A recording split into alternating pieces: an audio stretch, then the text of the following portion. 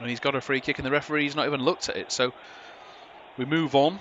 If we can sit and discuss how confusing VAR is, we'll be here until the end of the season and I'll bring you no commentary. Let's get back to business with the visiting team on the ball. Wolves' bench is Fabio Silva, Diana Hoiver, Vitinho, John Ruddy, Gibbs White, Martinho, Kilman, Richards and Otasawi. The bench for the Cottagers and Guissa, Cavaliero, Maya, Bryan, Onuma, Adrabayo, Hector, Fabry and Ream. Wolves back on the ball.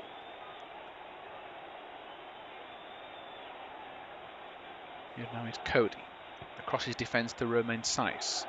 Saiss will look down the line and go to Ait Nouri, who's going to dribble this a little bit further forward. He really runs into trouble. In fact, he does. He kicks it out of play when pressurised from Lamina.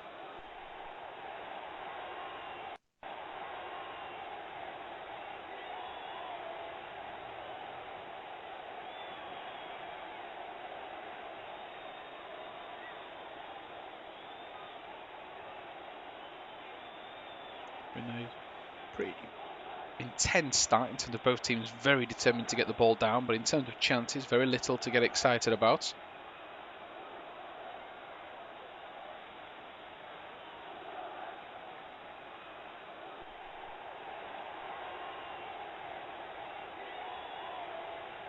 Back now with Ola Aina on the right-hand side of defence.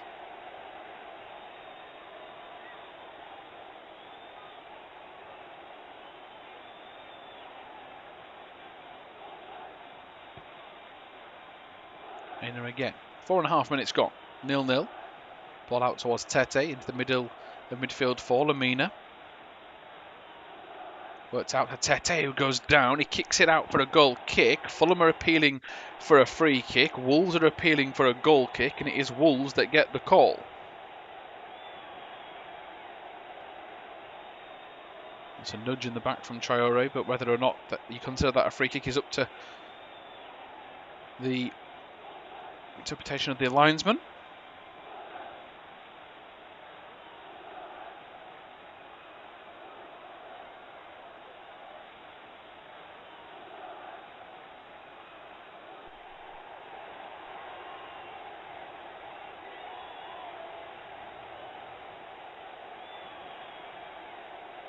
Wolves give the ball away, and that's going to allow Anderson the chance to break out from defence and just carry it along the edge of the box, trickling along,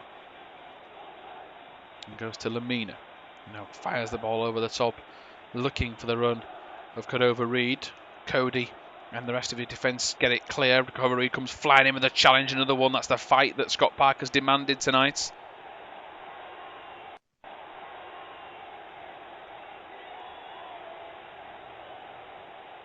Now on the ball is Loftus-Cheek. He nearly gets dispossessed, and then he does eventually after his second touch is heavy.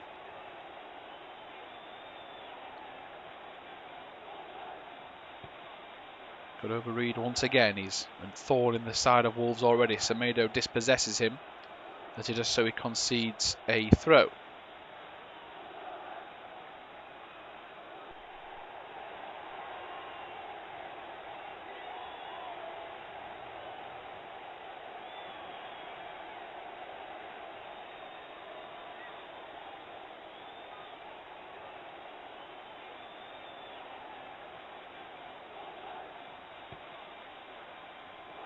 Back with Ola Aina.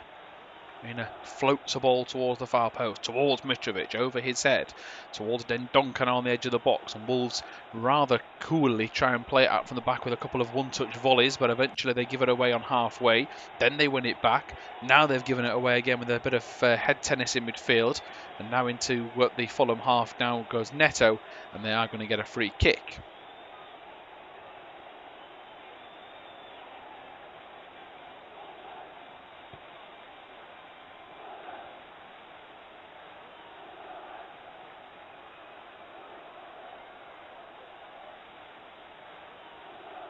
Good run from Semedo on the right-hand side. Free kick taken short. He's ball into the box, so is Tame. Anderson just steps up before taking control of the situation.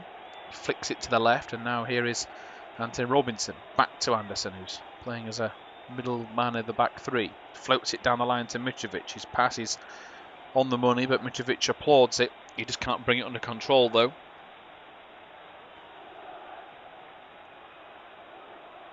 Out to the left for Nuri again. Then Donker rolls it out to the right-hand side for Semedo.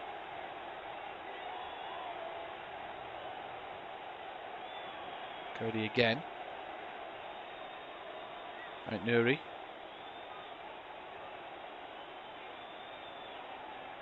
Back into Dendonker. Dendonker's going to carry this a little further forward, and now he's over halfway. He fitted the ball out to the right-hand side, this time to Podence. Podence is dispossessed by Robinson, and Robinson has shown plenty of fight out there. Now he flicks it over the top to Mitrovic. Now Mitrovic has to keep hold of it, which he does.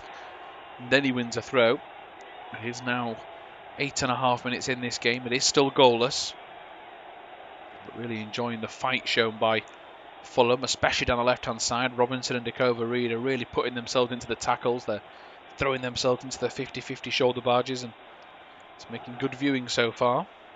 Here now is Lamina into Reed.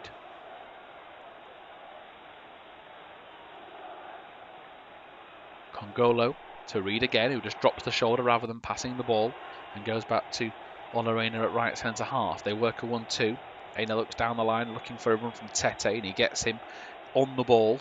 Tete panics though and gives the ball away. Now he's got Congolo to thank, because Congolo races across the middle of the defence to make sure that Tete's pass is not intercepted by Podence, and Fulham inside their own box will slowly recover possession. That's great work from Talent Congolo, because if he's half a yard slower, Wolves are kicking that ball on and going for goal. There's now a switching ball from Anderson to Robinson, who turns inside Semedo, or albeit for a split second, because Semedo doesn't foul him, stands him up and pushes him further back towards halfway. Podence now on the counter. He's looking inside. William Jose over his shoulder.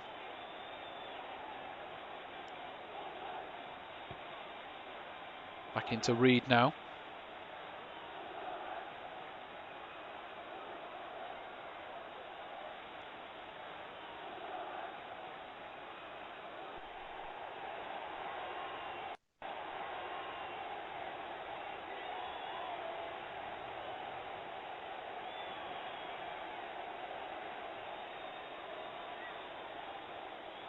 One ball forward from Fulham is over the top, and eventually it'll go into the feet of Patricio.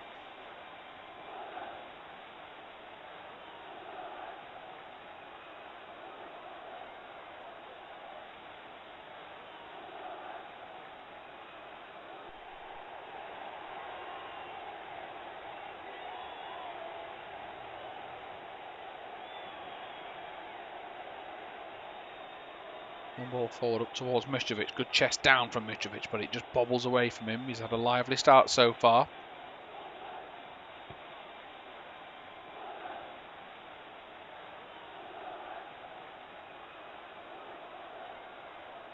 Neto back into Neves.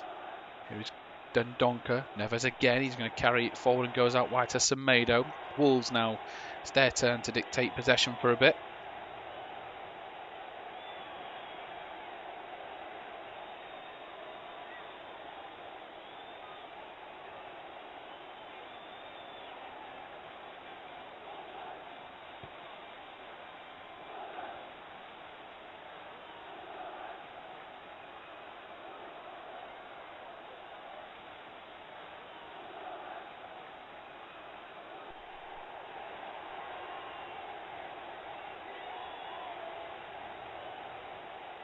Cody back on the ball. He's looking across. He goes to Saiss. Saiss whips it right towards Semedo. 50 seconds gone in this. Nearly 12 minutes on the clock. Still goalless.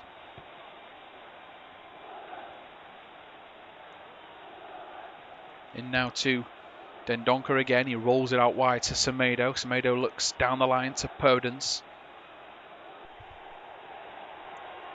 Into Neves.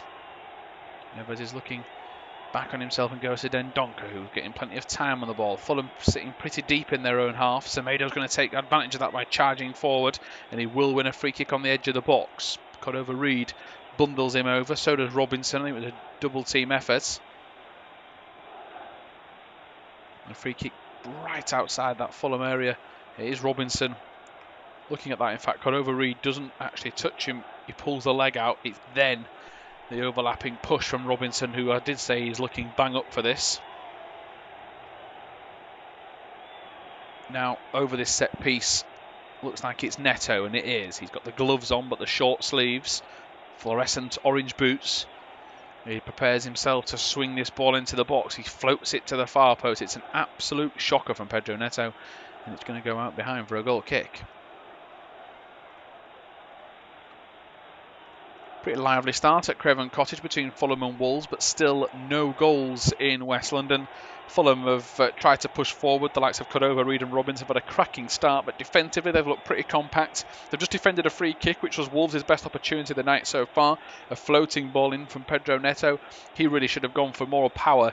Instead, he flicked it over the top of everybody, and with Wolves' best opportunity, he's totally wasted it. But Fulham look pretty composed at the back. It's two formations that are cancelling each other out, but it's not for a lack of trying. Both teams are trying to get the ball down and play, but it's still goalless.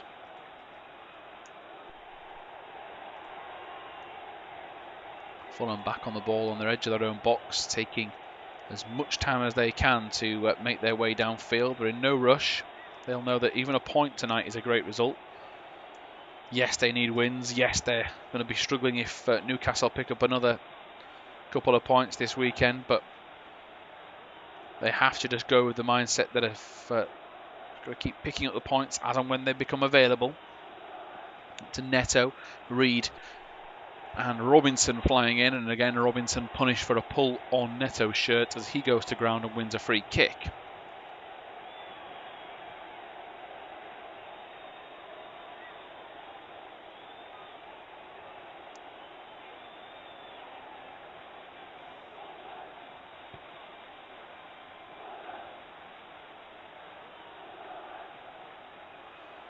Now back with Romain Saiss. 15 minutes gone.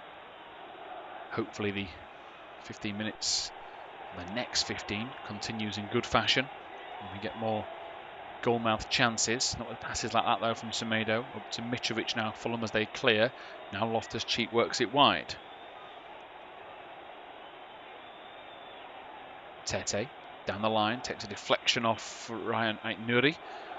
Or so it thought, but according to the official nearby, it took a double deflection off Tete and it has gone out for a throw.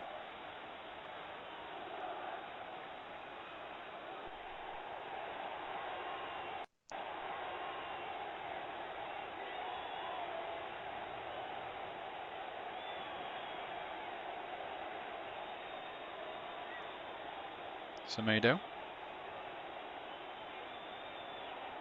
Work wide now to Neto. Tries to get it into towards the box. Neto, but he runs out of play into trouble, and it is going to be a Fulham goal kick.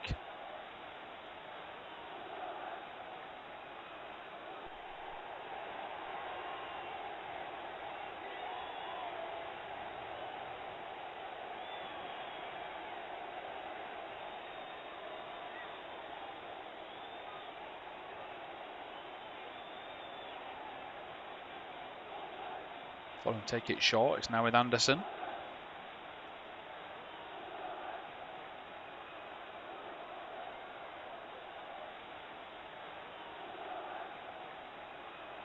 Worked wide to Robinson. Brilliant first touch from Robinson. Back into Lamina. Lamina works it wide right to Robinson. Opposite man, which is Tete. Tete's ball into the box for Mitrovic was a dangerous one, but he just can't bring him under control. It will be behind for a Wolves goal kick.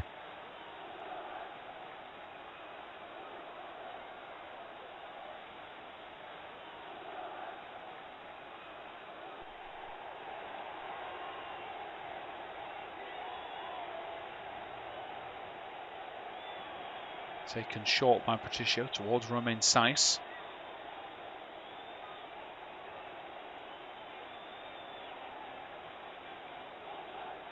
Saiss' ball down the line is poor and Ola Ina intercepts. Tete looks inside, but he can't bring it into to a fellow teammate, and eventually it's cleared away. Back now to Anderson.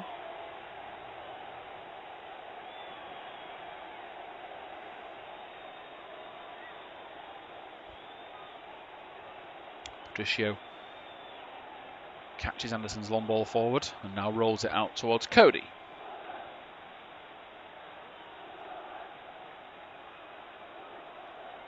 Long ball over the top towards Neto. Neto's going to bring it under control. Tries to look back and then float the ball into the far post. It's going to be cleared out the back by Tete because he doesn't touch it, just manages to lift his hip out of the way.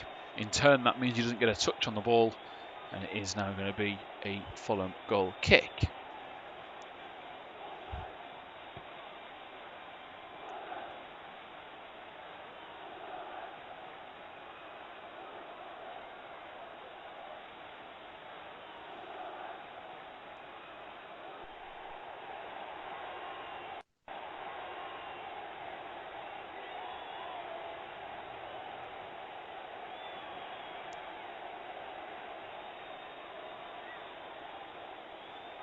Free kick now against Wolves. Mitrovic is bundled to the deck.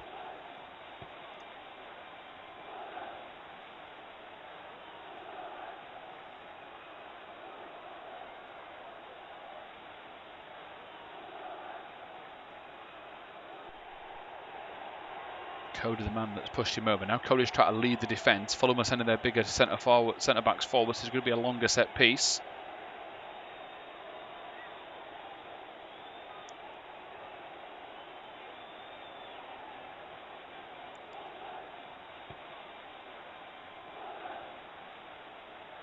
That ball all the way over the top there for a goal kick. Still Fulham 0, Wolves 0. 19.5 minutes gone.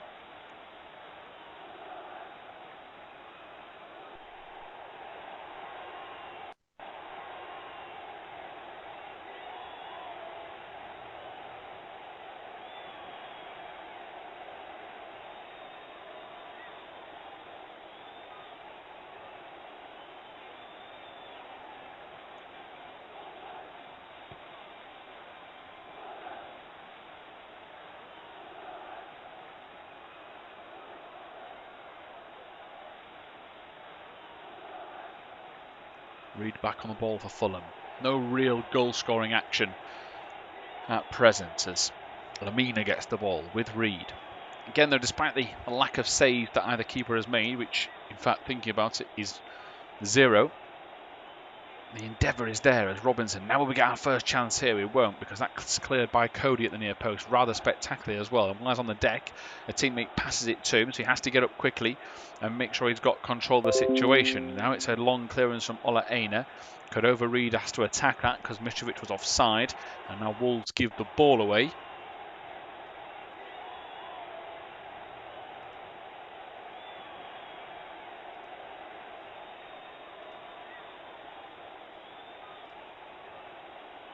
Anderson to Aina. Ola Aina looks back on his inside. Anderson again just scoops it up with his right foot to Congolo. And Congolo is going to carry this one forward over halfway.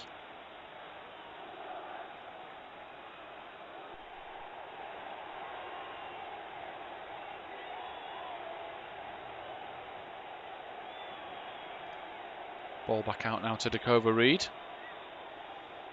Floated down the left-hand side.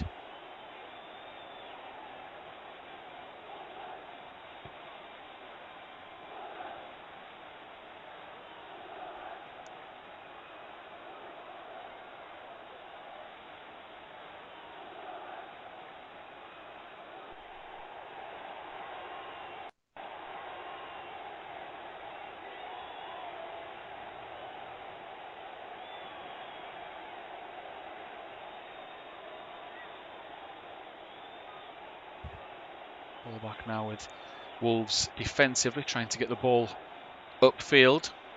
Stop-start the last couple of minutes, this one.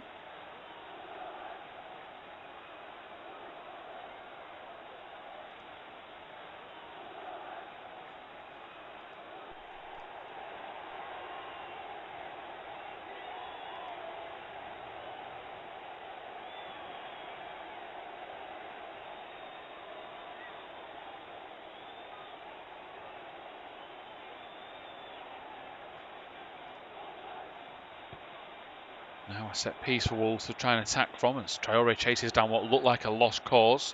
Keeps it in play. Manages to win a set piece. A corner to come.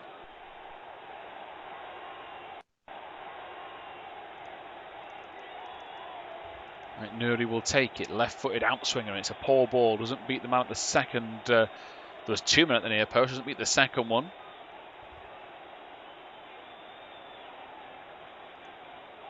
Right, Nuri again.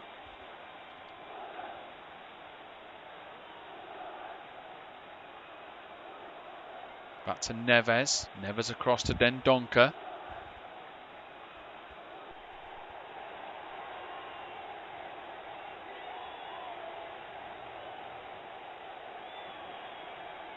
Neto tries to rub the ball down the right-hand side of his boot and just keep it in play. He's gone down here. He's looking at the linesman. He just tried to cushion that down the line to get past Robinson. He's now claiming he's caught knees. If he's bobbled knees, then that's going to be a sore one. Now, this is interesting. Neto's just pulled down the sock. He's got a huge bandage on his knee. And he's now asking for the ball to be played out. And Ait Nouri's now realised it's 24 minutes in. Neto's fit enough to talk to a few people around him by trying to claim he was fouled. Oh, yes, I saw one. So he rised the challenge of Robinson first time. He's now, as he's put his leg down, realised the pain. So, yeah, Robinson has scissored the knee with his own knees. He's sort of caught the leg in between it. And then as Neto's put his foot down, his knees sort of given way on him a little bit.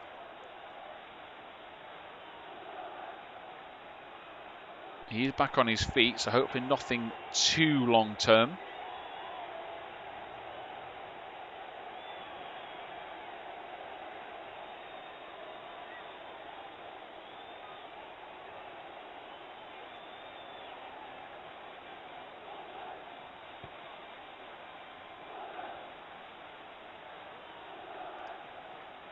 Here now is Ait Nouri back towards Roman Saiss.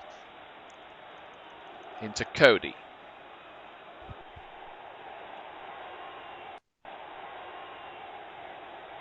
Ball whipped out down the right-hand side. It's going to be blocked by Robinson. It was Podence's delivery.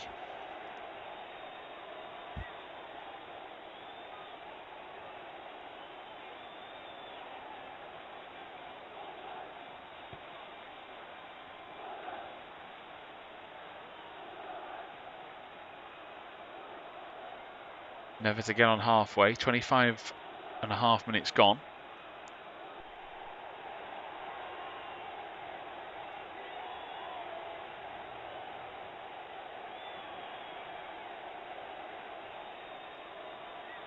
Throw into Wolves, back to Saiss. Still goalless. Pace just dropping a little bit.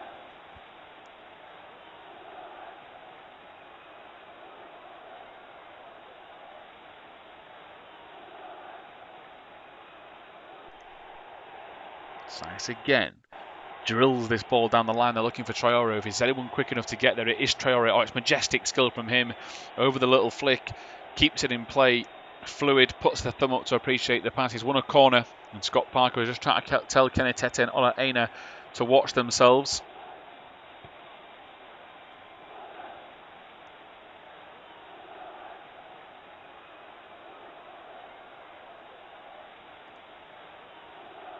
Corner to come.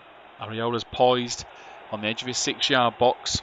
Ait Nouri now will swing this ball in, and it's straight down the throat of Areola, who comes off his line, puts his arm up to confirm he's got the situation covered.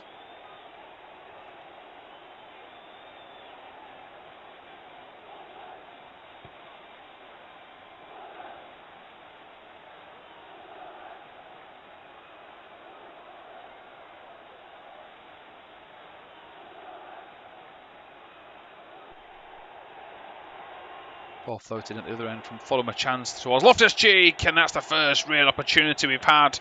Finally a chance to get excited about, and Ruben Loftus-Cheek has just wasted it. He's frustrated. He looked to the sky in frustration, but that was a really good effort with his head. Ball in from the left-hand side. It's come from nowhere. Direct approach. Oh, he's a whisker wide. A whisker wide. If that hits a different blade of grass, it could go in. He heads it into the floor, and it's just skipped wide of that far post. Ruben Loftus-Cheek has had the best opportunity of the night so far, but it's still goalless. Fulham 0, Wolves 0. Loftus-Cheek is in disbelief how he's not found the bottom corner. As he managed to attack Robinson's cross, he opened up his body and just headed the ball into the floor. It looked destined for the far corner. Patricio was beaten, but unfortunately the bubble and the bounce has made sure that it stays at 0-0. So hopefully that gives these players a big lift, because this is started out a really positive game, then it started to slump a little bit. Of course, nerves are plenty. Wolves have very little to play for, not going to go down. Doesn't look like they're going to get anywhere near Europe. It's at that stage of the season where these sort of teams, you just don't know what to believe when it comes to this stage of the campaign. Are they going to be going full throttle? Of course, a lot of these Wolves players are in European squads, Portugal in particular. Breakaway now, because Fulham have got a chance from a free kick. Looped in towards the near post. Another missed header. Anderson's missed control. It was Loftus-Cheek with another header that went the wrong way. Mitrovic now to pounce on a Reed pass. He blasts it towards goal, and it's he's claiming for handball.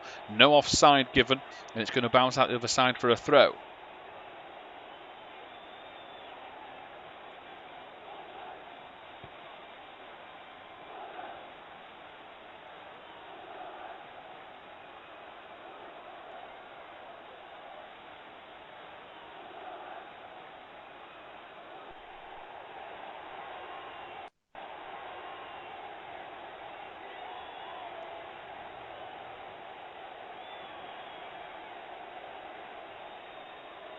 Ola Aina thumps the ball forward.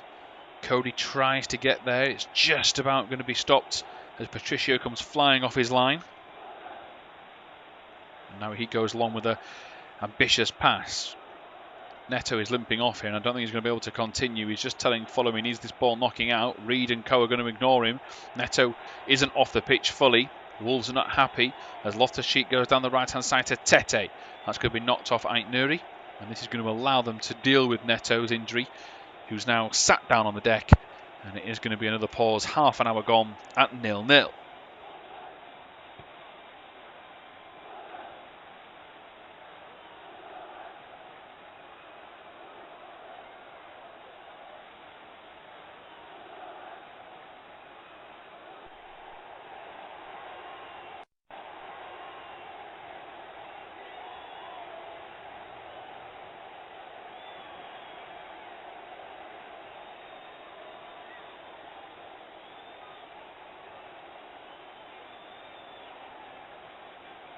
Neto is still down. He's got both physios surrounding him.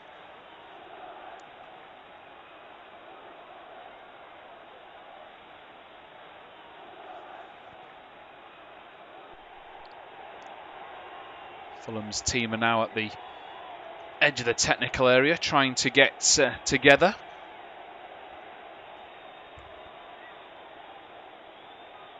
Trying to get their heads around what they can do tactically going forward. João Moutinho is getting warmed up for Wolves rather vigorously, so it's definitely him coming on. He's got the tracksuit top off as well. He's now going through his vigorous stretches as he tries to make sure he's limbered up and ready to go. So that suggests maybe even a switch in maybe formation for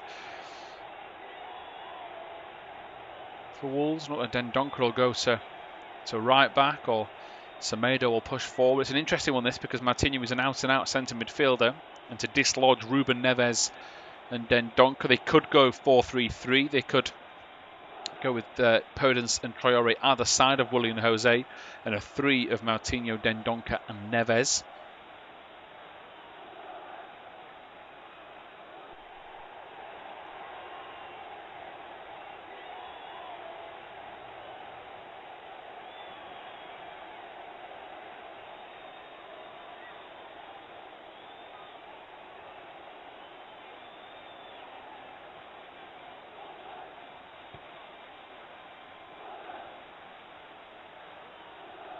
Congolo. Cody heads clear. Loftus-Cheek tries to get the ball back inside. It's eventually cleared away by Anderson. And now Podence flicks the ball out wide. And now here is Neves.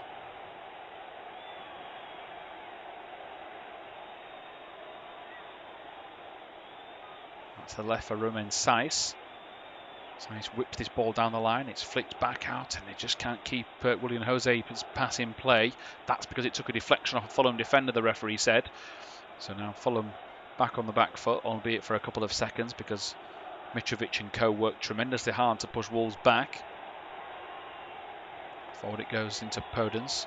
Podence tries to keep the ball under control, and it now goes instead to Moutinho.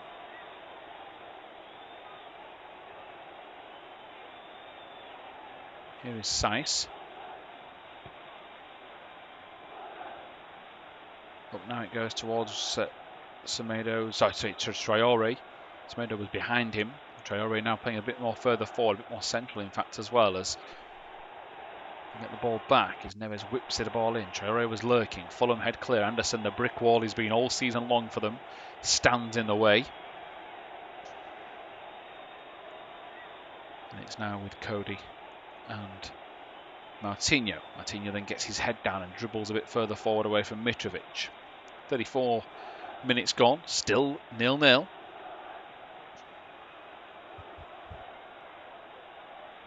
Cody to Moutinho.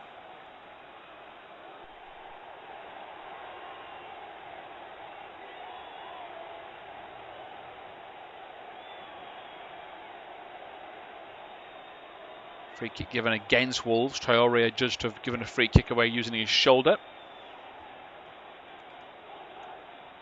Angola is still down, holding the back of the knee, so it must have been a pretty painful one, and I think he's landed awkwardly rather than Traore he's actually kicked Traore's shoulder while diving in.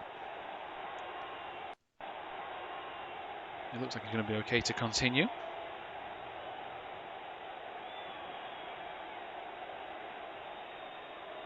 Fulham now come down the right-hand side with Loftus-Cheek. He flicks it inside to Mitrovic, nearly gets past him.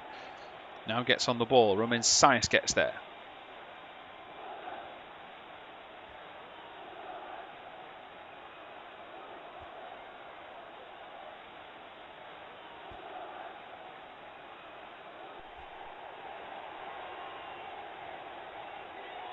On ball forward up towards Anderson. He deals with this.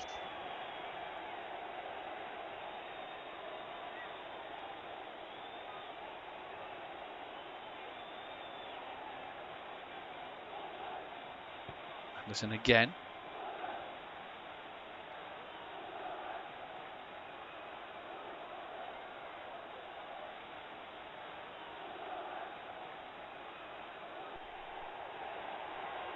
Looking a little nervous on the touchline.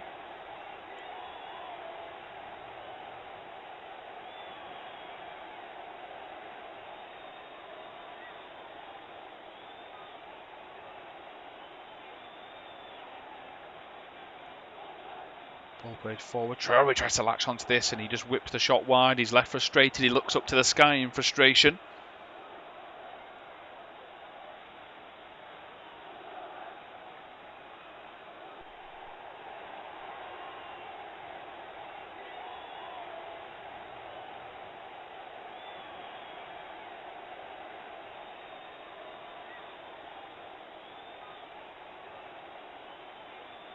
Anderson now back on the ball.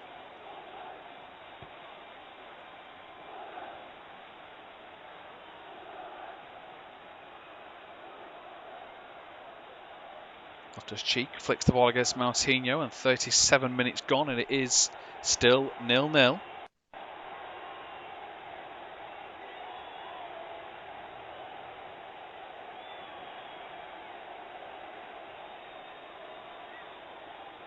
Moutinho gets the ball away.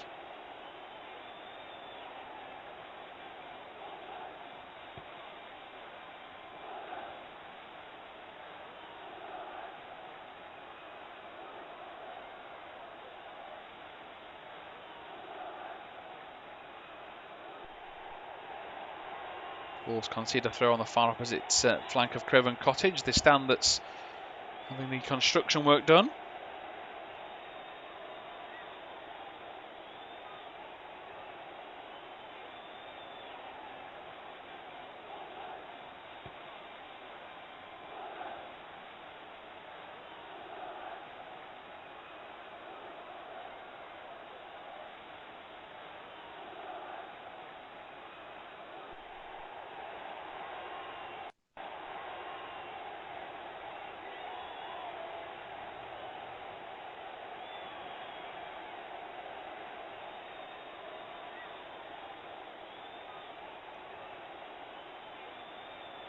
Mitrovic now clipped on halfway by Martinho, who was already looking guilty by running into the back of him while having his hand raised to suggest that he was going to give a free kick away. And he did just that, as now Reed gets on the ball. He looks across the park and switches the play. Reed prods it down the line. Here is Cordova-Reed now. Switches the ball into the box. Good clearance from Neves. And it's just going to go the wrong side of the corner flag for Fulham's point of view. And they now concede a throw into Wolves.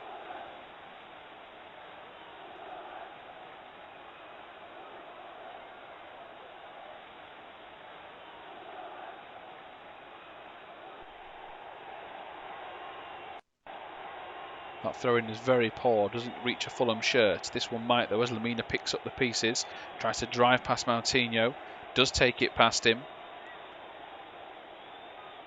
And the ball smacks off a Wolves player from his cross and it'll go for a corner.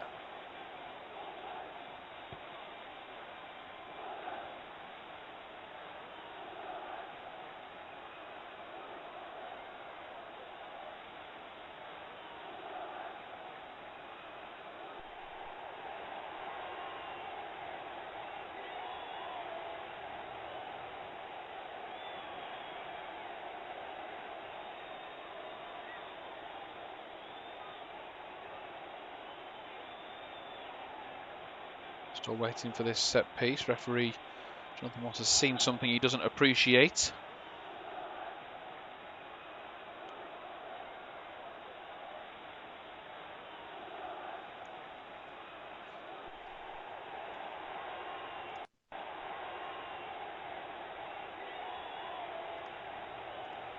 Still to be taken. His Reed will be ready to take it when he's eventually allowed. And now he whips the ball in towards the far post. It's cleared away. Fulham with Robinson head the ball back into the danger zone. Headed back out. Lamina gets to it, but Semedo gets there first. And it is going to be cleared away.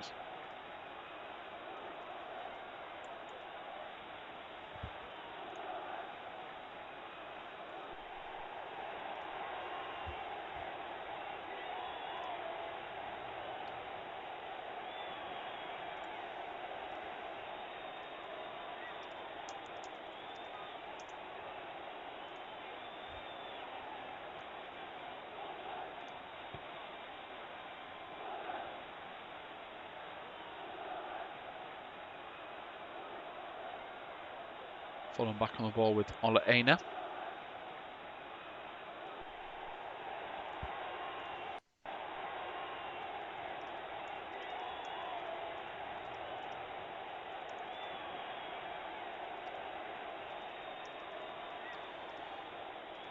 Wolves defensively will be hoping to just keep this lead, or keep this scoreline, should I say, intact. It's an important spell in the game. They've lost Pendra Neto to injury, if you're just joining us, and they'll need to just regroup, make sure they've got everything covered.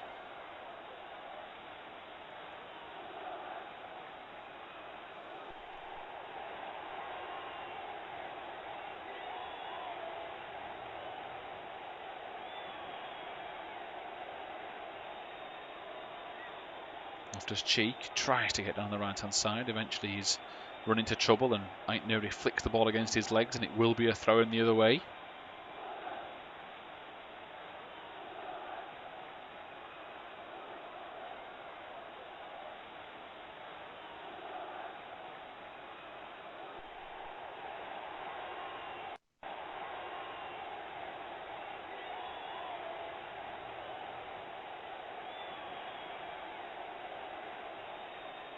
And then Jose's had a really poor first half, a half to forget.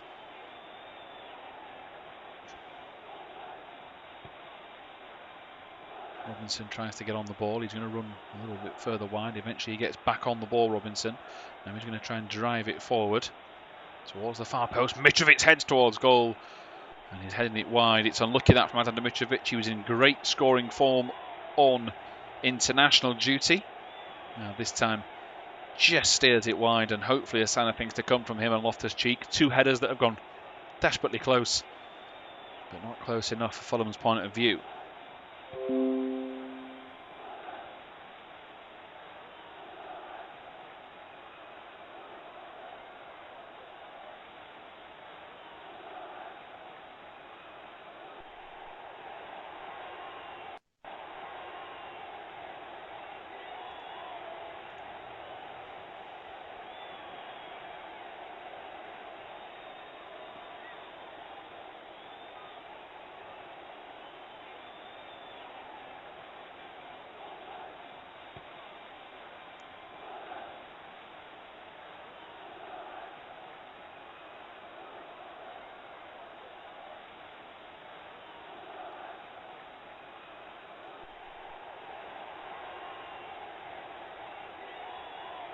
Free kick given away as Neves is bundled to the floor.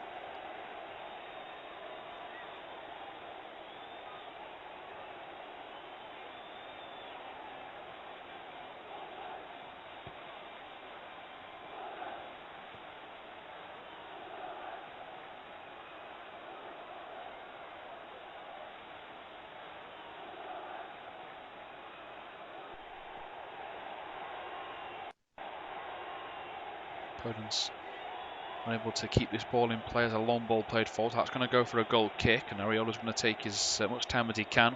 Both managers on the technical area just slowly building their way to prepare their half-time team talks.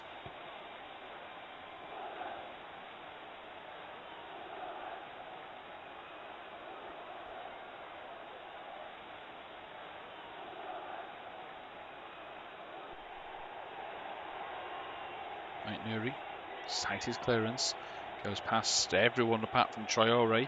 Traore brings it under control and goes wide to Willian Jose, who takes it under control and switches the play towards Semedo, who chests it around Robinson.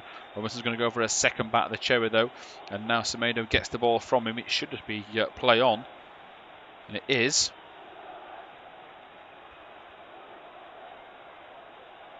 Wolves still on the ball with 2 minutes of stoppage time to go.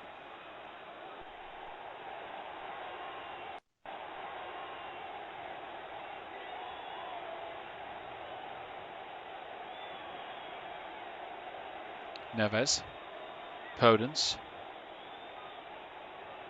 back to Dendoncker. Here is Saiss. Back now to Cody. Cody switches the play out wide to the right-hand side. Here is Semedo. Semedo down the line to Podence, who's going to float across in. It's a free header. Willian Jose, and it's in. Brilliant from Wolves. And there we have it. Just before half-time, we finally get a goal. Wolves won. 1-0 up, should I say, as I get my teeth back in. Fulham 0, Wolves 1. The excitement of the goal proved too much for me. After a half of so much promise, but not enough action in the final third, we just about get the goal before half-time. Podence's ball floated in towards Willian Jose, who's barely done anything. That doesn't matter now. He's managed to dispatch that cross with ease. It's a free header. It's a bullet header from him, and it's his bread and butter. Ball into the box. Let him attack it, and boy, does he do it with aplomb. Fulham 0, Wolves 1. Yeah, great header. Gets in front of Olarena and does the job perfectly well. And that's exactly what Wolves needed. They've got the job firmly in hand by the looks of things now. And what a time to score. Just before half-time. Now they're having to delay this for a possible handball. Well, if they're going to get into the nitty-gritty, Congolo's left hand is behind Podence's. Now they seem to be drawing a line of the shoulders and the elbows.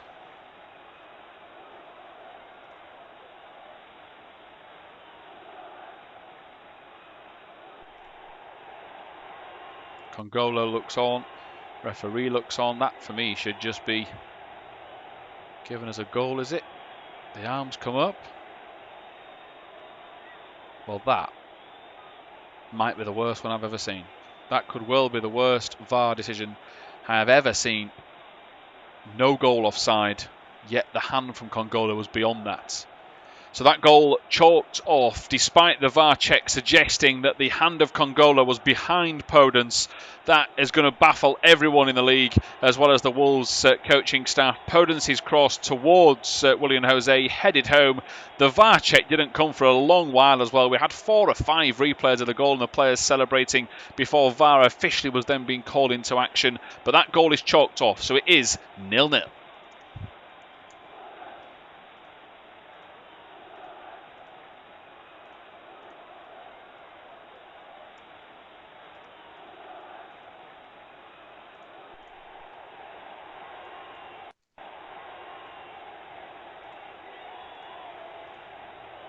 Now we're going to get the argument. Yes, that's the half-time whistle gone. So the arguments can continue. possibly the worst VAR call I've seen for a while, if not all season, as Cody and the manager demonstrate their thoughts. But all that matters is the scoreline. It's Fulham 0, Wolves 0.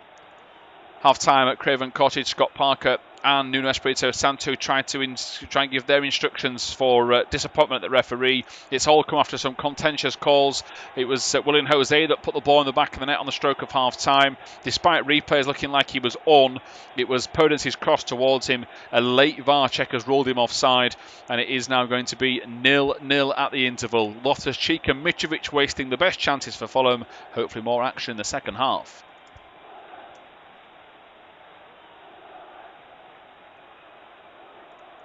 Half-time at Craven Cottage, Scott Parker and Nuno Espirito Santo try and give their instructions for disappointment at the referee. It's all come after some contentious calls.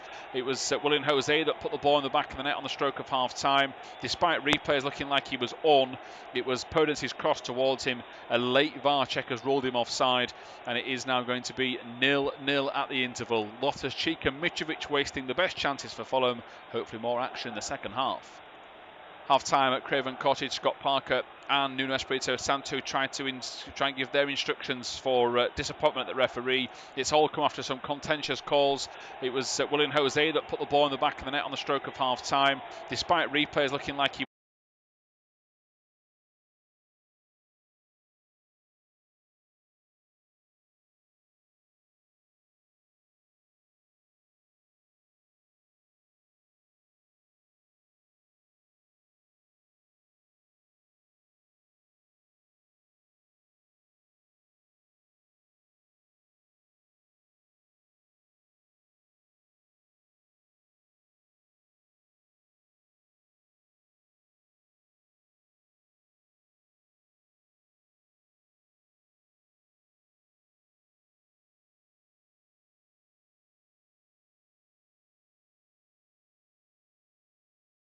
Six goals Katoto got when she won that golden boot at the under 16 European title of 2019. Great win today, by the way, for Northern Ireland in European Championship playoff first leg against Ukraine. They've made history already by getting that far in the competition. They won 2-1 in the first leg.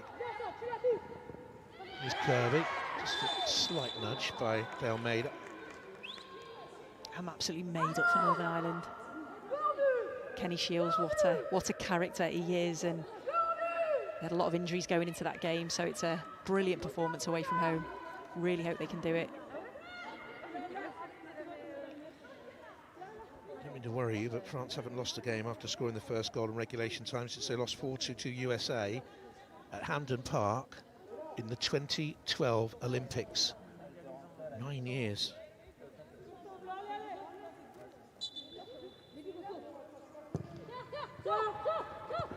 Here's Kirby, crossing towards Ellen White. Minnie Bright's up there. Kirby with a shot, deflects to Nikita. Paris, good stop.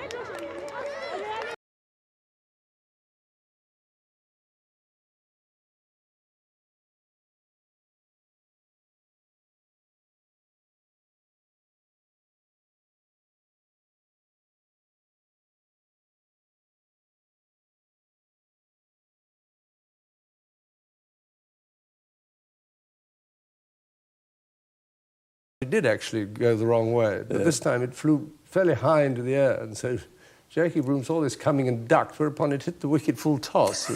The Prince's full support to the Queen in public and in private underpinned the success of her long reign. In a speech marking their golden wedding anniversary in 1997, she paid tribute to her husband. He has quite simply been my strength and stay all these years, and I and his whole family owe him a debt greater than he would ever claim or we shall ever know. And those comments have been echoed across the political spectrum. Speaking in Downing Street, Boris Johnson said the nation would mourn with the Queen. Prince Philip earned the affection of generations here in the United Kingdom, across the Commonwealth and around the world. He was the longest serving consort in history, one of the last surviving people in this country to have served in the Second World War. He helped to steer the royal family and the monarchy so that it remains an institution indisputably vital to the balance and happiness of our national life. The leader of the opposition, Sir Keir Starmer, paid this tribute. Well, the UK has lost an extraordinary public servant in Prince Philip. He dedicated his life to our country. And above all, I think he'll be remembered for his support and devotion to the Queen. And all of our thoughts are with the Queen, the royal family and the British public as they come together to mourn this huge loss. Scotland's First Minister Nicola Sturgeon expressed her deepest condolences on behalf of the Scottish Government and the people of Scotland. Well, I'm deeply saddened by the news that the Duke of Edinburgh has died, and my deepest personal condolences go to Her Majesty the Queen and the entire royal family. First and foremost, he was a husband, a father, a grandfather, a great-grandfather, and my thoughts are with all of those today who will be feeling a profound sense of loss and grief. The First Minister of Wales, Mark Drakeford, expressed his sadness at the Duke's passing. Throughout his long life, Prince Philip served with selfless devotion and a remarkable generosity of spirit. The Duke of Edinburgh will be sorely missed by the many Welsh organisations that he supported as patron or president over so many decades of service. And Northern Ireland's First Minister Arlene Foster says Prince Philip had a profound and positive impact on her country. Prince Philip was widely respected for his active and dedicated service to the country and for his steadfast support to Her Majesty the Queen throughout her reign. He had a strong interest in Northern Ireland, and I had the privilege of meeting him here on a number of his many visits. I offer my deepest sympathies and condolences to Her Majesty the Queen and to all the members of the royal family at this sad time. Religious leaders have paid tribute as well. The Archbishop of Canterbury, Justin Welby, says Prince Philip will be remembered for his intelligence and his deep Christian faith. I preached in front of him on more than one occasion, and you knew that one of the most interesting bits of preaching when he was present was the questions you'd get from him afterwards, which showed that he paid intense attention.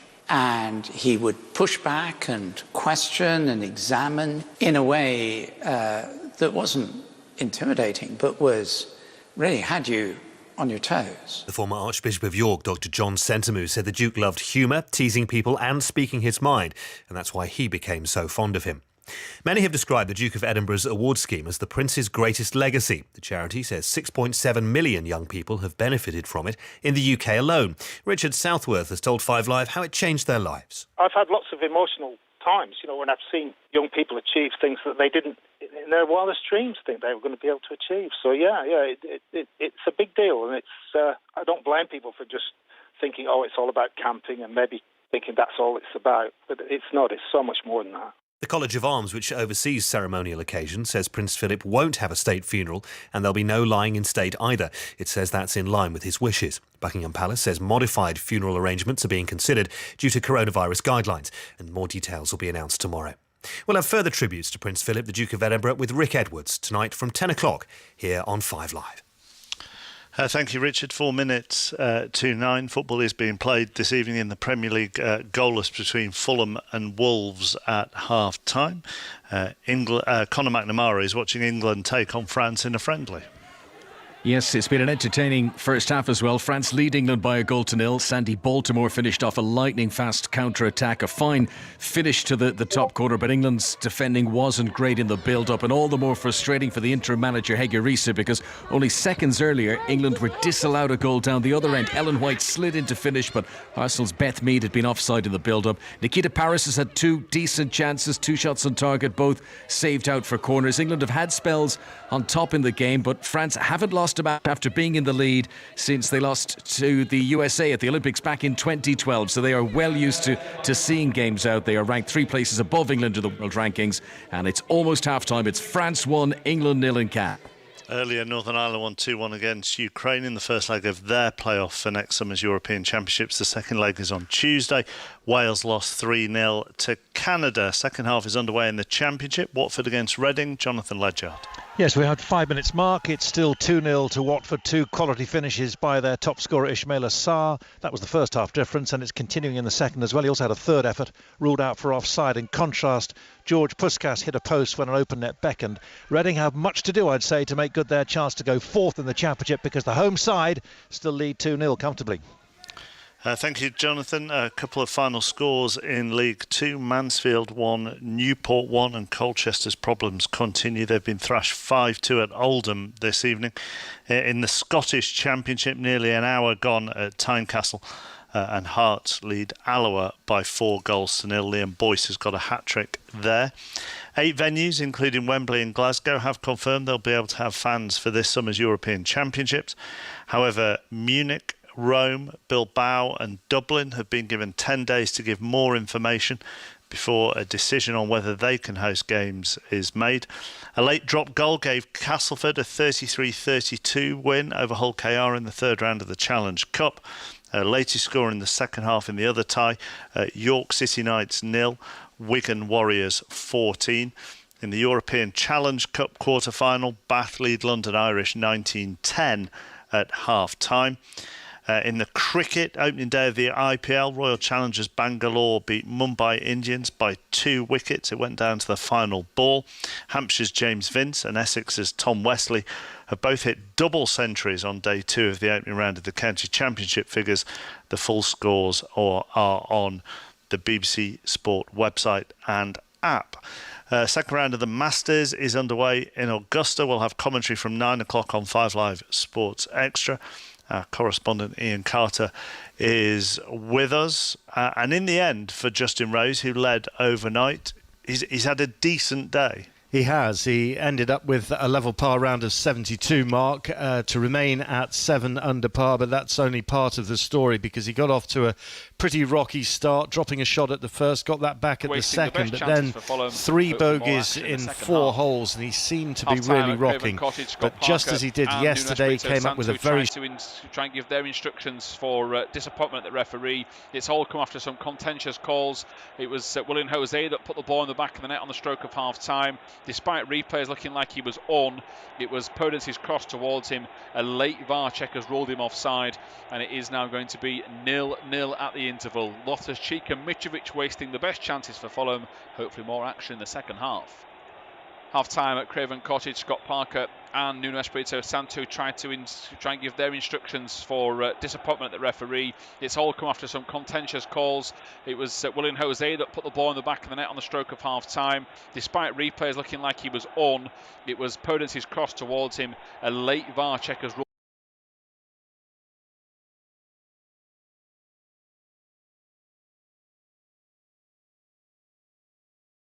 half. Half-time at Craven Cottage, Scott Parker and Nuno Espirito Santo tried to try and give their instructions for disappointment at the referee. It's all come after some contentious calls.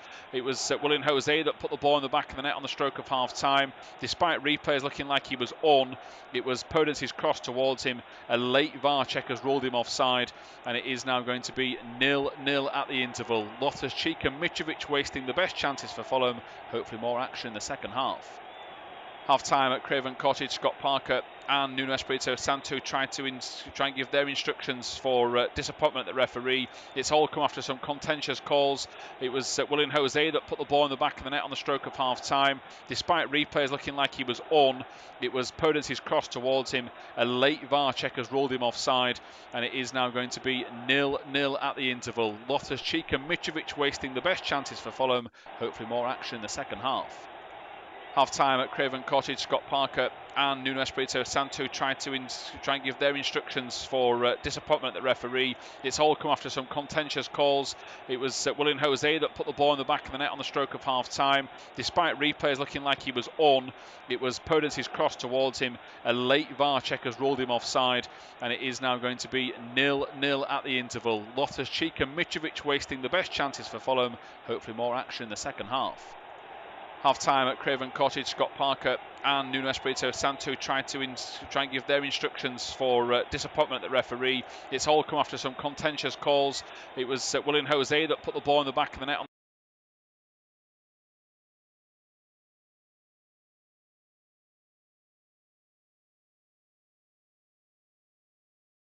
at the interval. Loftus-Cheek and Mitrovic wasting the best chances for Fulham. Hopefully more action in the second half. Half-time at Craven Cottage, Scott Parker and Nuno Espirito Santo try and give their instructions for disappointment at the referee. It's all come after some contentious calls. It was William Jose that put the ball in the back of the net on the stroke of half-time. Despite replays looking like he was on, it was Podence's cross towards him. A late VAR check has ruled him offside, and it is now going to be 0-0 at the interval. Loftus-Cheek and Mitrovic wasting the best chances for Fulham. Hopefully more action in the second half. Half-time at Craven Cottage, Scott Parker and Nuno Espirito Santo try and give their instructions for disappointment at the referee. It's all come after some contentious calls. It was William Jose that put the ball in the back of the net on the stroke of half-time. Despite replays looking like he Podence's cross towards him. A late VAR check has ruled him offside, and it is now going to be 0-0 at the interval. Loftus-Cheek and Mitrovic wasting the best chances for Fulham. Hopefully more action in the second half. Back underway at Craven Cottage. 0-0 as I say. And let's hope we have a bit more. For just inside their own half, but they've got a concern over Sarr here.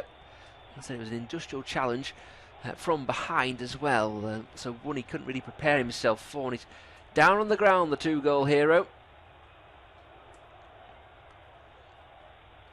And well, they're showing some real concern, taking their time. In fact, I wouldn't be surprised if this is the last we see of him. Zisco can't believe it.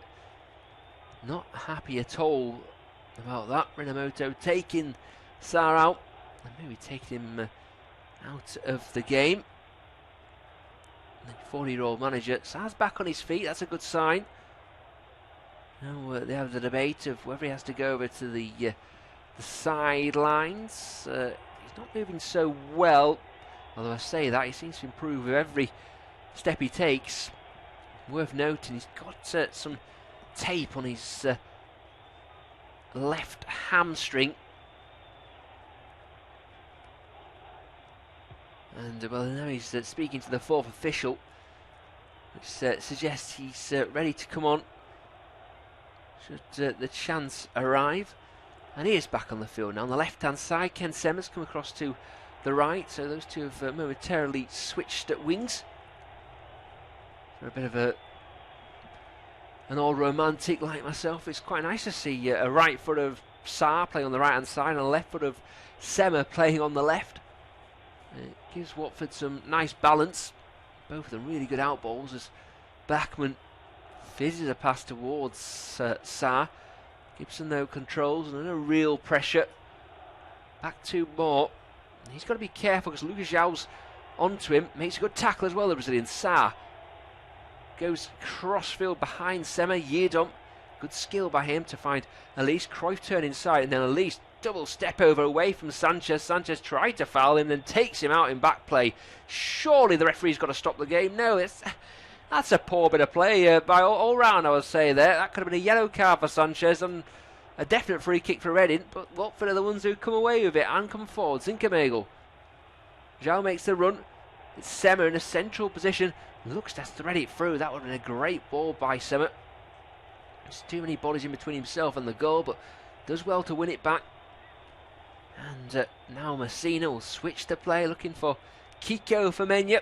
Left full back to right full back, gets out his feet, whips it across the near post, away by Moore. Not fully though, and Yiedom, all he can do, headed out for a goal kick. Or a corner kick rather. And Watford looking good again. Still 2-0 to Watford after around about 50 minutes of the second half. Reading haven't really responded to Mirko Pavlovic's half-time team talk. He's already looking to make a few subs. Watford have made a change. Nathaniel Shalabar, the skipper, has gone off, replaced by Carlos Sanchez. Still 2-0. Corner kick taken short. Zinkermegal comes up with it. It wasn't him who was the intended target, I don't think. But got the cross put away by Reading.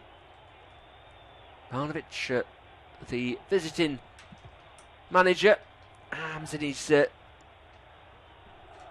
the chest pockets, I would say, of his blue club coat. Former Atletico Madrid man, had a spell in Spain during his playing days. As Juice Decon has a foray forward. Just hands it off to Will Hughes. Chances at a premium so far in the second half. What can Adam Messina do? Can he change that? Looks to thread it through to Zinkelmega, but interception, and Yakume taking find Elise. Steps in off the touchline, tries to just surf a few challenges, but Watford have just been that bit sharper this evening. It was João Pedro back there who made the tackle. And the Hornets can come away with the ball. Relegated from the top flight last season, of course. Under Nigel Pearson was the last man in charge, but Hayden Mullins took charge of the. Last man in permanent charge. Hayden Mullins stepping in for those last 2 games. But they responded well after a tough start. Mentioned the change of manager, but they kept all some big players. Ismail Assar has to be winning that category. Liverpool was supposed to have shown an interest, but he stayed at Vicarage Road. And has a really positive impact this season. 12 goals with his brace this evening from his 36 outings. 1 every 3 games, even my maths can work that out. Looks like we're going to see a double change for Reading. Lucas Zhou's one of the players. There's another, he's just getting a few last minute instructions, as Gierdom shows nice skill to skip between a couple of challenges, then floats it towards the back post and into the untroubled hands of Daniel Bachmann, the Watford goalkeeper, who had no pressure on him at all. George Puskás made it to the hour, maybe struggling a bit. He's played a lot of football, been away on international duty. Birthday boy yesterday, as we mentioned.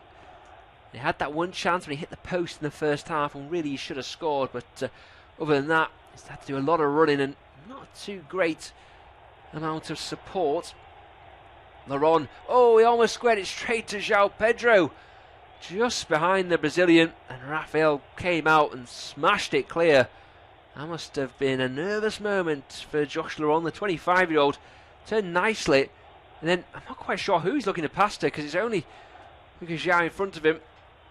Smashes it away. Omar Richards is the other man to come on. Lucas Zhou replaces George Puskás, who makes his way to the touchline, the nearest touchline, just to save a bit of time. And Omar Richards replaces, like for like, with Lewis Gibson, the man who came into the side this evening. For him, of course, it's hard not to mention Omar Richards, and the fact that he's going to move to Bayern Munich in the summer, which is quite a good move, isn't it? On a free transfer, so he'll be, I suppose, battling the likes of Alphonso Davies, Luca Hernandez, and I'm sure plenty of good youth players as well for the left back position at the Allianz Arena. Or maybe Bayern, as they have done in the past with young players coming into their squad, they may have other plans, may look to send him out on loan to another Bundesliga club. Worked well for the likes of David Alaba and Toni Kroos in the past. But in the here and now, Richards in possession. Plays into Ejaria. Minamoto. Ejaria. Back to Tom Holmes, who just skips away from Lucas Zhou.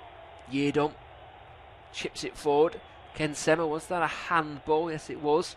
The Watford, the Reading bench were up in arms there. Made sure referee Linton knew about it. And Yeardom gets things back underway. Ejaria into the feet of Liam Moore. Laurent into the feet of Ajaria. He'll turn out. Holmes is square. Yaku Meite chips forward. Richards. Laurent just sweeps into the feet of Ajaria. Lucas João gives it up. Sanchez can break forward. Tentative at square ball, but found his man in Sarn. Well, he could only find Hughes, who had to go backwards. The danger averted as far as Reading are concerned, because Watford could have been away there. Is Sierra Alta. He and Drew Steckon have had, I think it's fair to say, more comfortable second half so far. A few nervous moments in possession for the Nigerian and the Chilean. Bachmann planted onto that of Messina. He'll nod it back to Sierra Alta. And Watford again just moving it around in defence. Hughes now back to his goalkeeper, the Austrian Bachmann. Fizzes it towards Messina, on by Semet. Look at João Pedro. Lovely leave by him onto Semet. And then Kiko's ball, it's a touch wasteful. Moore can bring it away for Reading. Wide to Yeardom. Looking forward to João. João in between Trustekon and Sierra Alta. And Sierra Alta does well, wins it ahead of the Portuguese. Then, he dithered for a second. Got away with it. Yeardom now. Laurent into Ajaria. Ajaria seems to be playing a bit more centrally now. Skips past one or two tackles. Nice play, still going. Fouled, surely. Yes, free kick 35 yards out. Central position. Will Hughes, the guilty party. Ajaria gets himself up. This is a worry for Watford. Trustekon's gone down. Craig Cathcart, you think, would be the man to replace him. He's saying that is this rubbing the top of his thigh, or is it a knee problem? Not quite sure, I have to say. Cathcart stripped and ready to go. Receiving instructions from his one of the coaches. I think when you've seen as much football as Craig Cathcart, you don't really need too many instructions. Well, they're giving Trustekon a gel here to take some sort of sustenance on, so you wonder if he might have a bit more left in him, because you think if he's about to come off, they'd give him more of a recovery meal. There's talk on the walkie-talkie. Cisco and one of his coaching staff just discussing things. Cathcart still pretty confident he's coming on by the looks of it, doing up his laces. A really good man to have to come on, isn't he, the Northern Irishman? 32 years old. And a fabulous servant to Watford over the years. Their struggles have tended to coincide with his absence, but Trustekon looks like he's going to come off, and the bearded Cathcart will come on. Trustekon takes his shin pads out and limps away, and he's struggling a bit, actually, I have to say. Taking 90 seconds to a couple of minutes for him to receive some treatment, and he's, like I say, he's not moving entirely comfortably. Cathcart ready to go, though.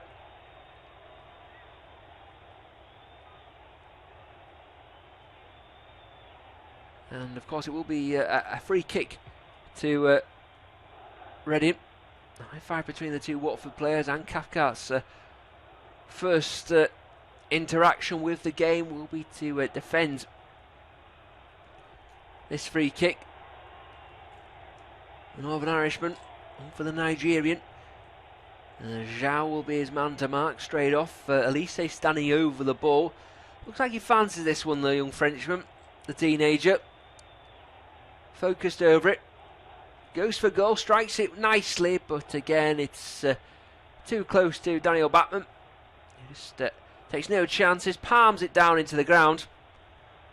It's that technique by Elise of side-footing it, almost fizzing it with the inside of your foot.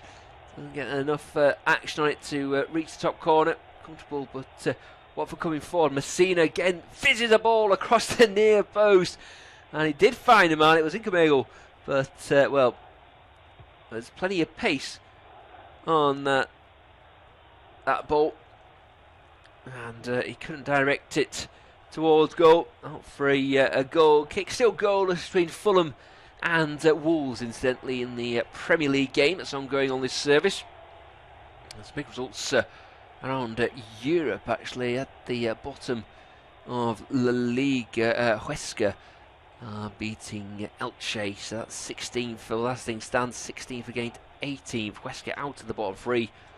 Elche dropping into it. Lille as well, their title charge looks like it's set to continue. 1-0 up away at Metz, with Yilmaz the goal scorer. Renato Sanchez, remember him with the assist. Here is that's a meaty challenge by Andy Yeardom, and nice to see Will Hughes gets up and gives him a pat on the back. Neither of those two hanging back from those tackles, and play on. Ajaria floats it, well, in the vague direction of Yaku Mete, who's hardly had a say in this second half. I get the feeling they've had a bit of a reshuffle. Has Mete gone forward, at least to the right, and Ajaria to the left, just tucking in a bit more. Still to really work for Reading this evening. I have to say, when I've seen them this season, they've been pretty hit and miss at times. Have a very, very good, but not quite there, very streaky team. Talent galore, though. One of them, Elise, has been brilliant this evening. Some of his teammates haven't quite matched that excellence, though. You can see him growing frustrated, and he gives away a free kick. Watford look like they're heading for all 3 points, still leading 2-0 thanks to Ismaila Sarr's quick-fire double. They've had to make another change. Trustekon coming off through injury, Craig Cathcart replacing him. Also, alterations for Reading. Lucas Zhao and Omar Richards have come on. Not really made the difference so far. Reading well in control and leading 2-0. As Zinkernagel as a shot blocked away from the edge of the box. He's on a yellow card, so you wonder, is this goal, I think maybe, about replacing him at some point? Just in case. Never quite know the speed of the game at championship level. Means you're only about one bad touch away from that second yellow. You're out for a game. Big game's coming up for Watford. That's a lovely touch around the corner by Femenya. Sarr. Oh, great play. Femenya across the near post. He's back towards João Pedro, but the offside flag had gone up. Sharp play by the assistant on the near side as we look at it. Watford going right to left left to right, sorry, on studio monitors. Unofficial off-tube studio commentary. I'll tell you, Reading didn't know that was offside. Liam Moore played on. He was the one who just stepped up in time.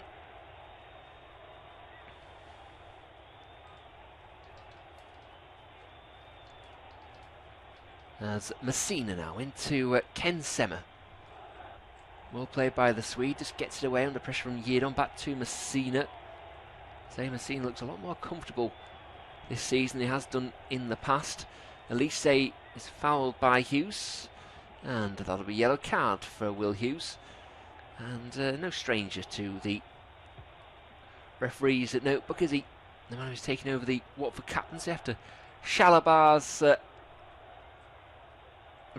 substitution at half-time. 6th yellow card of the season for Hughes. It's Watford Reading rather get on with it quickly. Elise back to Yeardom. Yeardom down the line. He'll find Ajaria. Shapes across with his right foot. Then goes back to Elise. Laurent's inside. Ajaria takes over and crosses with his left foot. Decent ball in, away by Sierra Alta. Omar Richards, chest down. It wasn't the best ball. Had to go away from goal and clipped a decent one into Lucas Zhao, who maybe one of his first touches off the bench was not quite with the speed of the game. Miscontrols, then Sierra Alta gets above him, knocks it down to Ken Sema, who puts his head down, fizzes it forward towards João Pedro, put pressure on Raphael. He and Tom Holmes get out of trouble. Holmes, though, was caught by Pedro right on the ankle, and well, it's play on, and Holmes is out of the game. It wasn't a great challenge, I have to say. He was caught on the head, he's suggesting. I thought it was caught on the ankle, I have to say. But he's claiming he was caught on the side of the head there, Holmes. Seen it again.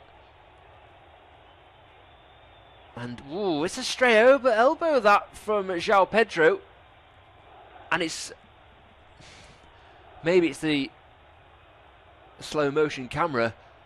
I would suggest it might have been a deliberately loose one. He seemed to move his elbow towards Holmes, who was okay. But in if Watford go up and João Pedro plays up front in the world of VAR and is the Premier League, I think they'll have a look at that and not take a great view on it. Even so, still 2-0 to the Hornets. Looks like they're going to go 12 points clear of Brentford in third. Brentford in action against Preston North End at 3 o'clock tomorrow, incidentally. As Andre Gray is about to come on, as is Isaac Success also come on. Maybe wise move by Cisco, because Pedro is one of those who is replaced. And the more you see that João Pedro incident, the more you think the disciplinary committee might have a look at that, because he definitely moves his arm towards him. Silly play really by the teenager, Brazilian, 19 years old. So it's Gray on for João Pedro, and Isaac Success replacing Ken Sema, who's had one of those games that he always seems to have. Ken Sema, always really tight on the ball, works well for the team, adds that bit of magic when needs to, but a really good player to have around, always 7 or 8 out of 10.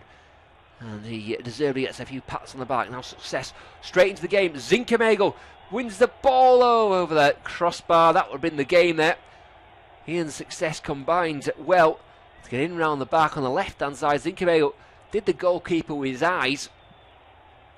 Opened his opened his body up to shoot on his left foot. Raphael went down to his left-hand side, but the Dane couldn't find the target, and Reading get away with it. If he get a goal now, that sets up a really exciting final 10 minutes or so. 78.5 or so on the clock. Watford 2, Reading 0. Unofficial off-tube studio commentary. Start of a busy weekend on this service. All Premier League games to come and plenty of Championship action.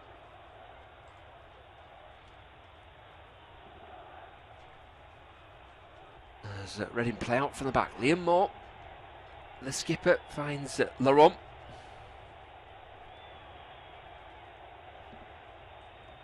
Seeing it's been a quiet night for Raphael. It's one of those that you barely mentioned him. They've only had 2 shots on target, Watford, both of them scored by Ismail Assar. 4 efforts on target for the Royals, yet to find the goal. Also hit the post through Georges Puskas. Ajaria now, Elise, edge of the box, on his right foot, he'll go for it, struck by Cathcart. He struck Sierra Alta, who went down awkwardly. It's play on, Watford coming forward. Success looks for Gray. Moore gets in there, then wins the tackle.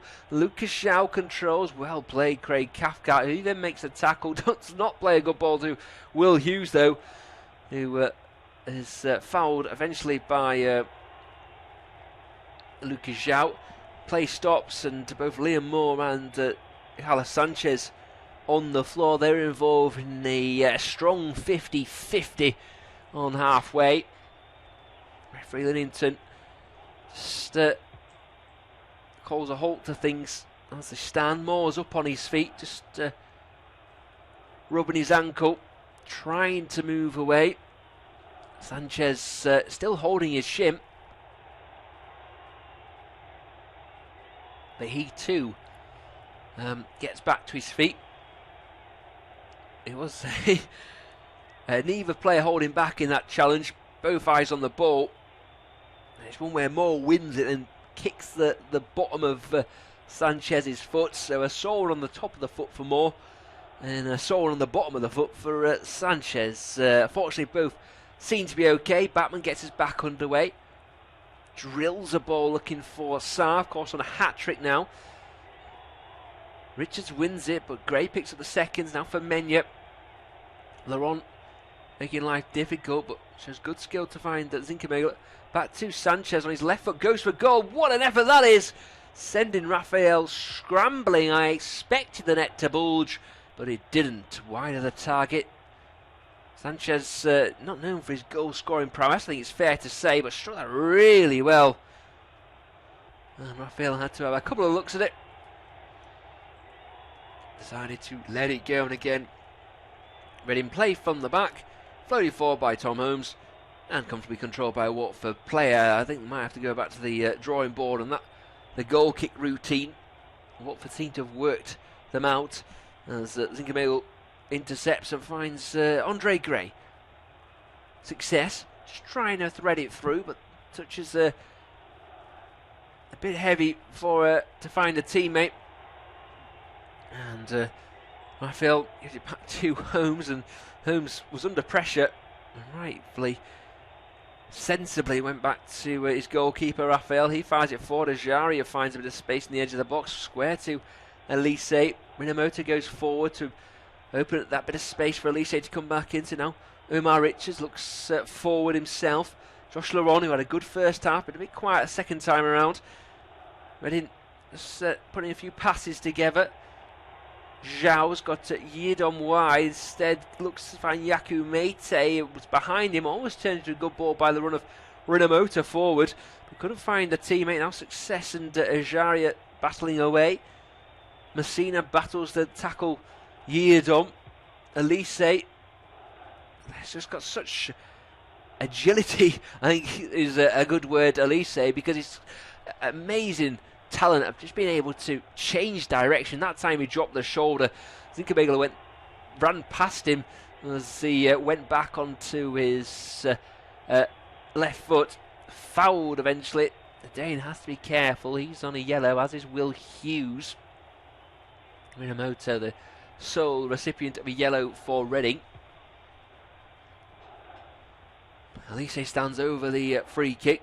Floats it towards Liam Moore. He heads it cross goal from the back post. He comes to Omar Richards, who gets the shot away on the volley. However, leaning back, plenty of backspin on the ball over the crossbar, and the safety as far as Watford are concerned. Daniel Batman's had a fairly untroubled evening. We have 7.5 minutes of the 90, no, 6.5 minutes of the 90. My maths has escaped me on a number of occasions this evening.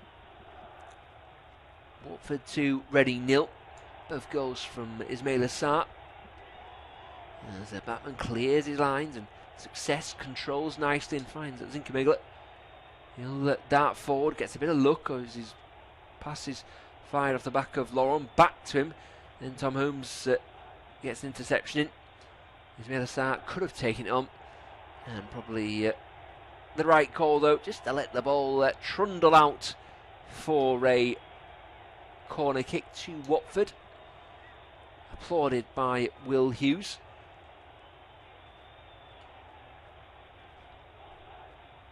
Andre Gray wanted a foul against Tom Holmes in amongst all of that, but Holmes seemed to attack the ball in that he moved towards it, and Gray was trying to anticipate him behind, and a tangle of legs in the right call.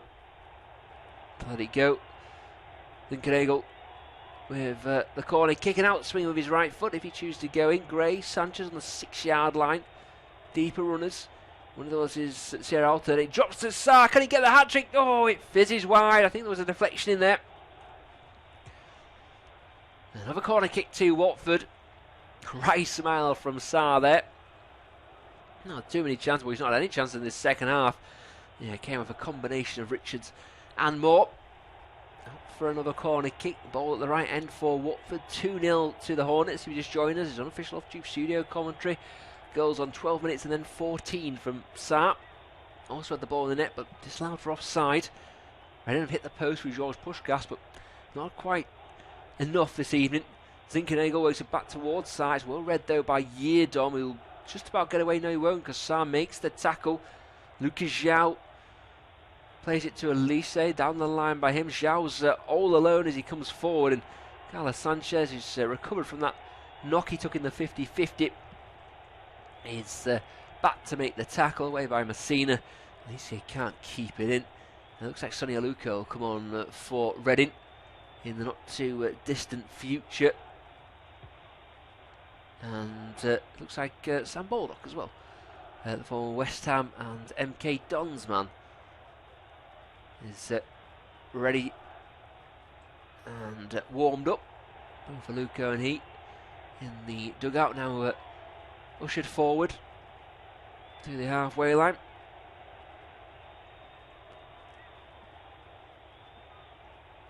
The board goes up from the fourth official. Jari is one of those to come off, and Rinamoto, the other one, gets a fist bump from Quinton Fortune. And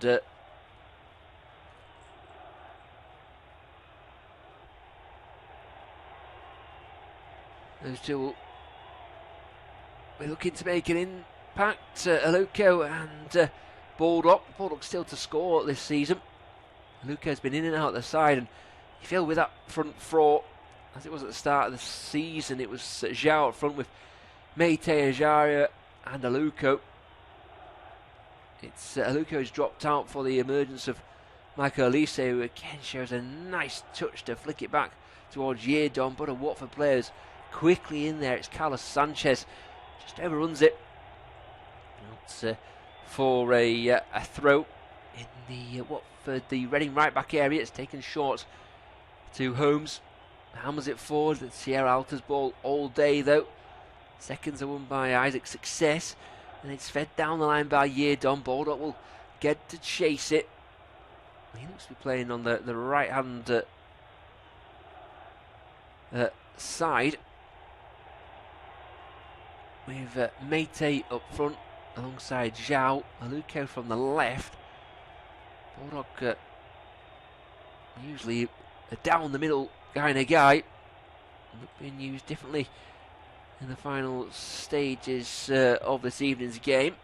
As Yeardom comes inside, almost went down. It falls to Moore. It's blocked. Shot by Aluko. Good save, Batman. It was Moore's shot was blocked, I think, by Lucas Zhao there. Great play by Yeardom.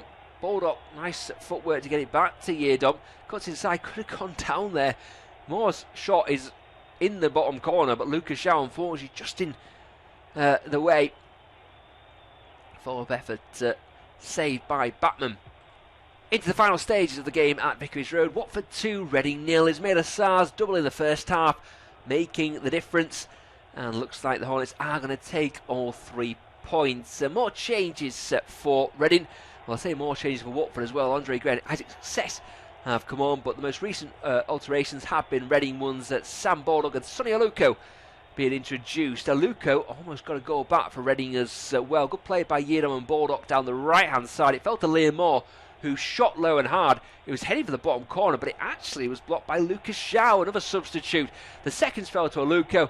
Fired it again low and hard. Batman, though, the goalkeeper, showed good reflexes to dive to his right-hand side, and make a good save. Still 2-0 to Watford.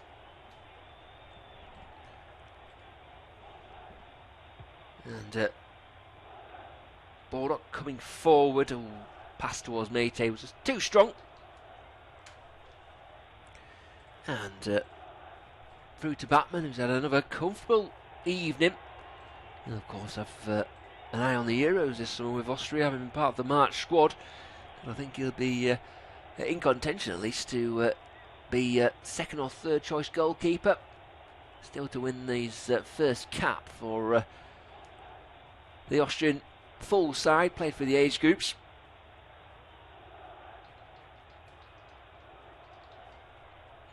And well, 6 minutes have been added on, so if Reading can get a goal here, there will be time for them to get back into the game. Baldock loses out to Success, and Success just coolly opens his body up and looks towards Femenia. Now the fresher legs of Aluko win that foot race, and he'll find Omar Richards, Yaku Mete and Lucas Zhao in the box. Controlled by Zhao, just a touch too heavy though. Away by Cathcart. Richards adds a bit of tempo. Back to Aluko. Aluko will drop the shoulder and come inside towards the box. Has to check his run. Turns again onto his right foot. Tries to work it around the corner to Zhao, but Cathcart reads it. Laurent. Richards now whips a ball in. A good ball as well. It's controlled, half controlled by Zhao. Real zip on that ball from Aluko. Looks like Liam Moore's gone up front, maybe with Laurent dropping into centre half. Moore now retreating as Tom Holmes awkwardly headers out for a throw to Watford. Ismail Assar, understandably and rightly, named man of the match. 2 goals in the first half, the difference between these two sides. And well, Watford look like they're well on the way to automatic promotion from the Championship, but if they don't go up, there'll be plenty of takers for Sarr, who again has shown that bit of extra quality from his 11th and 12th goals of the season. Watford patiently working the way down the right hand side, kicking left to right as Kiko Femenia.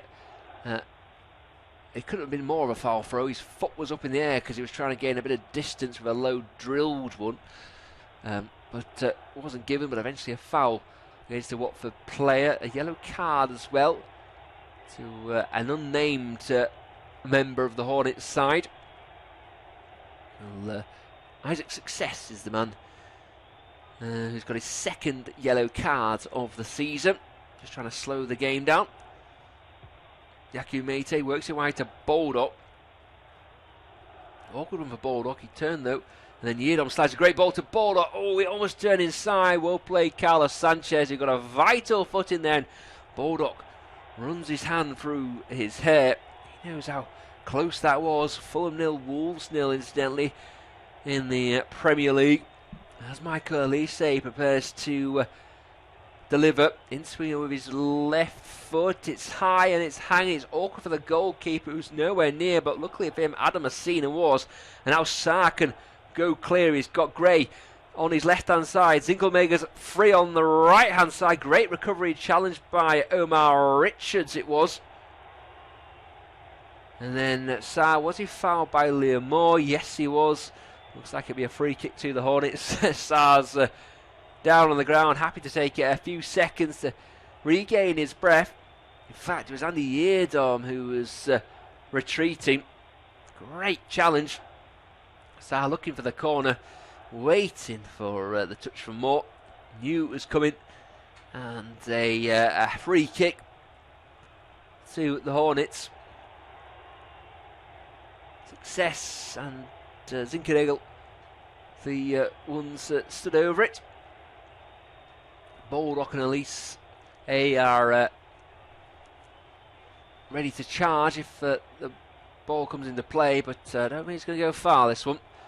On about 10 yards from the corner flag, and Success is just going to turn his back to play and try and take advantage. He was a bit too dramatic though as he threw himself to the ground, and Reading can come away. 90 seconds or so left of the game. Watford 2, Reading 0. Unofficial off-tube studio commentary. Deep into stoppage time. Richards now. Down the line to Aluko.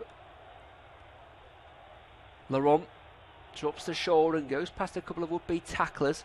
Finds the feet of Aluko. Aluko finds Richards. Richards whips the ball in towards the near post. Flicked on by Mete. Baldock's got time at the back post. Too much time. Drills it across the goal. Caught in two minds. Mete on the slide, can't find the target, I think Baldock was just a couple of yards too wide to maybe go for the shot himself, but narrow angle, fired it across goal. Meite was the other side, he was at the back post as far as Baldock was concerned. And well, he's had one of those evenings, Meite. A couple of efforts into the side netting, but no real clear-cut chances, and couldn't get the purchase he would have liked. Pavlovic looks pretty resigned, I suppose, to his side's fates this evening. There's been some positives to take. It's not quite threatened as much as you would like. And ultimately undone by two quick-fire goals, two brilliant goals by Sarr, two contrasting goals, just showing his skill set really. A lovely curling effort with his left foot, then a magnificent strike with his right, drilling it into the roof of Raphael's net. As Watford take a short free kick, played the 6 minutes, been added on. Referee James Linnington looks at the watch, and as I say that, Watford go 12 points clear in second of third place at Brentford. Reading, though, they're still not comfortable in the top six. Ismaila Sarr's quick-fire double on 12 and 14 minutes, making the difference. It's finished Watford 2, Reading 0.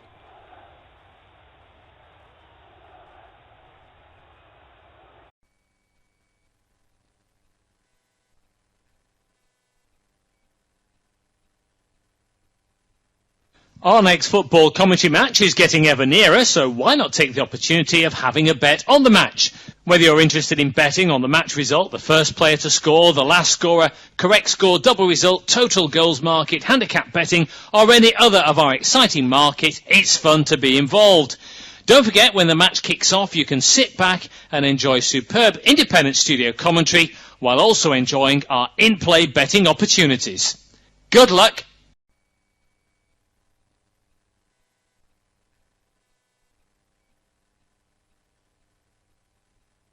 Our next football commentary match is getting ever nearer, so why not take the opportunity of having a bet on the match?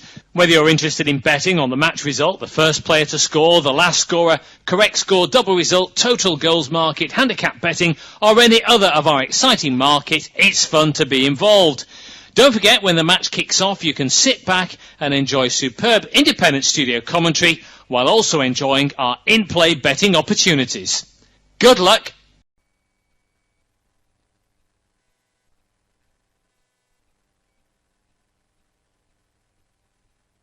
Our next football commentary match is getting ever nearer, so why not take the opportunity of having a bet on the match? Whether you're interested in betting on the match result, the first player to score, the last scorer, correct score, double result, total goals market, handicap betting, or any other of our exciting markets, it's fun to be involved. Don't forget, when the match kicks off, you can sit back and enjoy superb independent studio commentary while also enjoying our in-play betting opportunities. Good luck!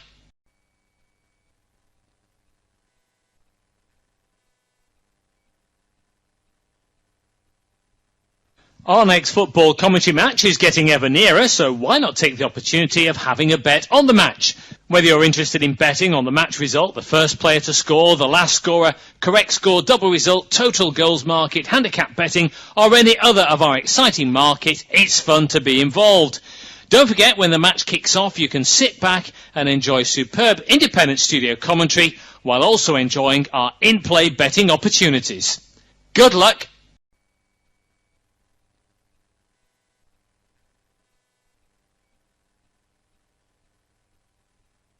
Our next football commentary match is getting ever nearer, so why not take the opportunity of having a bet on the match? Whether you're interested in betting on the match result, the first player to score, the last scorer, correct score, double result, total goals market, handicap betting, or any other of our exciting markets, it's fun to be involved. Don't forget, when the match kicks off, you can sit back and enjoy superb independent studio commentary while also enjoying our in-play betting opportunities. Good luck!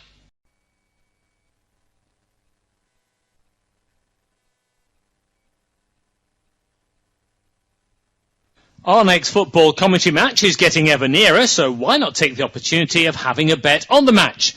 Whether you're interested in betting on the match result, the first player to score, the last scorer, correct score, double result, total goals market, handicap betting, or any other of our exciting market, it's fun to be involved. Don't forget, when the match kicks off, you can sit back and enjoy superb independent studio commentary while also enjoying our in-play betting opportunities. Good luck.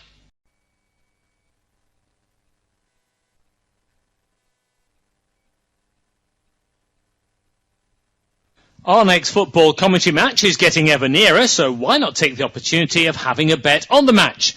Whether you're interested in betting on the match result, the first player to score, the last scorer, correct score, double result, total goals market, handicap betting, or any other of our exciting market, it's fun to be involved. Don't forget, when the match kicks off, you can sit back and enjoy superb independent studio commentary while also enjoying our in-play betting opportunities. Good luck.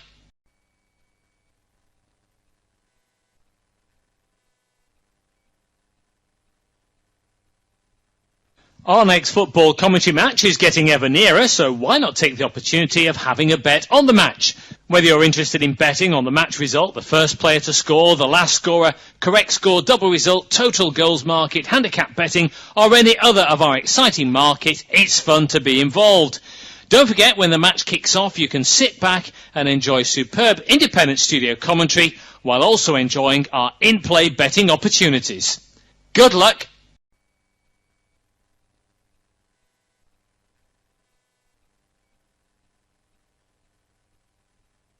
Our next football commentary match is getting ever nearer, so why not take the opportunity of having a bet on the match?